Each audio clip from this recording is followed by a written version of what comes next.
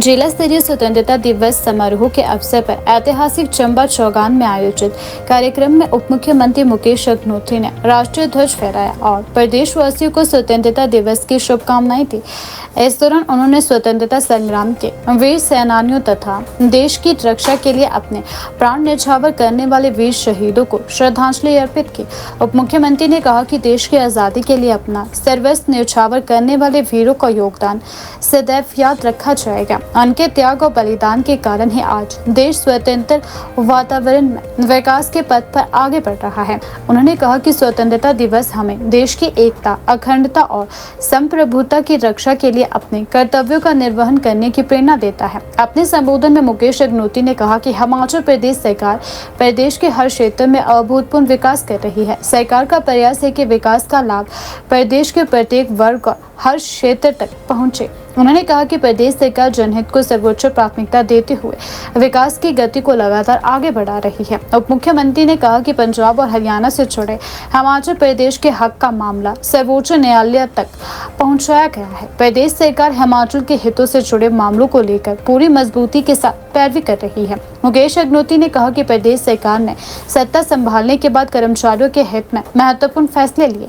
पहले ही कैबिनेट बैठक में कर्मचारियों से जुड़ा महत्वपूर्ण निर्णय लिया गया था। उन्होंने कहा कि पुरानी पेंशन योजना की बहाली सरकार के महत्वपूर्ण फैसलों में शामिल है, जिससे प्रदेश के हजारों कर्मचारियों को राहत मिली है। उप मुख्यमंत्री मुकेश अग्निहोत्री ने कहा कि चंबा जिले के विकास के लिए आने वाले समय में कई महत्वपूर्ण कदम उठाए जाएंगे। सरकार चंबा के दूर दराज और ग्रामीण क्षेत्रों तक विकास योजनाओं को पहुंचाने के लिए प्रतिबद्ध है। उन्होंने कहा कि सड़क, शिक्षा, स्वास्थ्य, पेयजल और अन्य मूलभूत सुविधाओं को मजबूत करने पर सरकार का विशेष ध्यान है। उन्होंने कहा कि चंबा अपनी समृद्ध ऐतिहासिक, सांस्कृतिक और प्राकृतिक विरासत के लिए देश दुनिया में जाना जाता है। समारोह के दौरान चौगान में बड़ी संख्या में स्थानीय लोग, जनप्रतिनिधि, प्रशासनिक अधिकारी, पुलिस अधिकारी, विभिन्न विभागों के कर्मचारी, विद्यार्थी और गणमान्य नागरिक मौजूद रहे।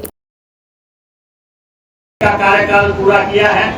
इस अवधि में हमारी सरकार ने प्रदेश के सभी वर्गों तथा सभी क्षेत्रों का अभूतपूर्व विकास किया है। हमारी योजनाओं का लाभ जरूरतमंद लोगों तक पहुंचे, उसके लिए प्रयास किया जा रहा है। आपको याद होगा, प्रदेश के सरकारी कर्मचारियों और पेंशनरों को प्रदेश के विकास में भूमिका निभाने के लिए मंत्रिमंडल की पहली ही बैठक में हमने ओल्ड पेंशन स्कीम देने का निर्णय लिया था, जिसके तहत 1,36,000 कर्मचारियों को हमने लाभान्वित किया। और आज हमारी सरकार ही देश में ऐसी सरकार है जो प्रदेश के कर्मचारियों का, पेंशनरों का भविष्य सुरक्षित करने के लिए ये फैसला लेकर आई थी। अभी भी अब मुझे चंबा में भी बहुत से कर्मचारी निगमों, बोर्डों के और दूसरे साथी मिले हैं जो कि लगातार ये मांग कर रहे हैं कि जिस ढंग से प्रदेश के कर्मचारियों को ओल्ड पेंशन स्कीम दी, उसी ढंग से लेफ्ट आउट कर्मचारियों को भी इसकी परिधि में लाया जाए।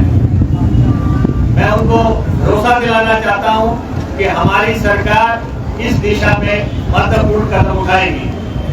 हमारे बच्चों का भविष्य मजबूत होगा, तभी हिमाचल मजबूत होगा। इसलिए गुणवत्ता शिक्षा की तरफ हमारी सबसे बड़ी प्राथमिकता है और इसमें देश में हिमाचल प्रदेश शिक्षा के क्षेत्र में चौथे या 5वें पायदान तक पहुंच गया है। प्रदेश में पहली बार CBSE स्कूल शुरू करने की पहल की गई है। 156 सरकारी स्कूलों में CBSE पैटर्न लागू किया गया है। चंबा जिला के भी 7 स्कूल इस व्यवस्था से जुड़े हैं। इसका परिणाम है कि 24,000 से अधिक बच्चों ने निजी स्कूलों को छोड़कर CBSE स्कूलों में दाखिला लिया है।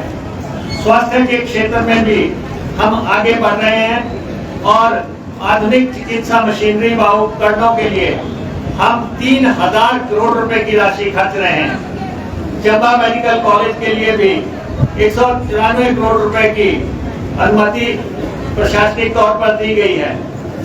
आपको मालूम है कि पानी जीवन का सबसे मूलभूत जरूरत है। हमारी सोच स्पष्ट है कि सिर्फ पाइप बिछाना ही लक्ष्य नहीं है। हमारा लक्ष्य हर घर को नियमित, पर्याप्त और स्वच्छ पेयजल देना है।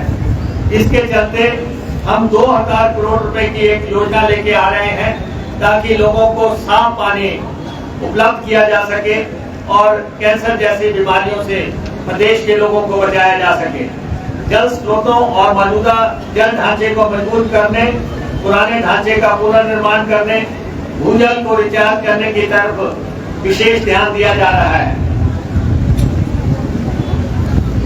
हमने जल जीवन मिशन 2.0 के तहत भी आवश्यक शर्तें पूरी कर केंद्र सरकार को भेज दी हैं और उसके तहत 258 करोड़ रुपए के टेंटेटिव एलोकेशन भी प्राप्त की है।